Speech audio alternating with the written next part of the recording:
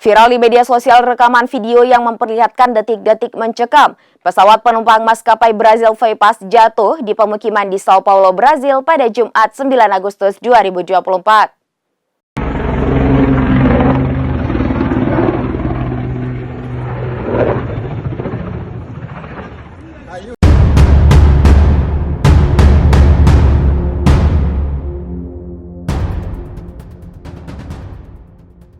Viral di media sosial rekaman video yang memperlihatkan detik-detik mencekam pesawat penumpang maskapai Brazil Flypass jatuh di sebuah pemukiman di Sao Paulo, Brazil pada Jumat 9 Agustus 2024.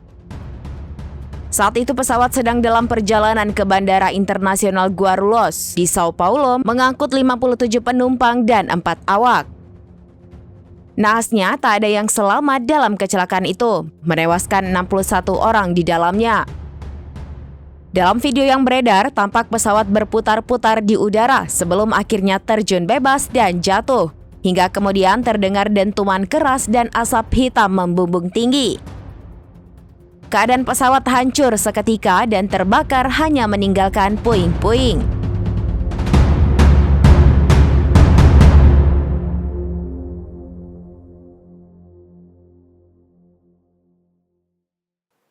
Demikian informasi terkini Syedaralun. Saksikan terus informasi lainnya. Jangan lupa like dan share seluruh akun serambinews.com. Download Tribun X sekarang.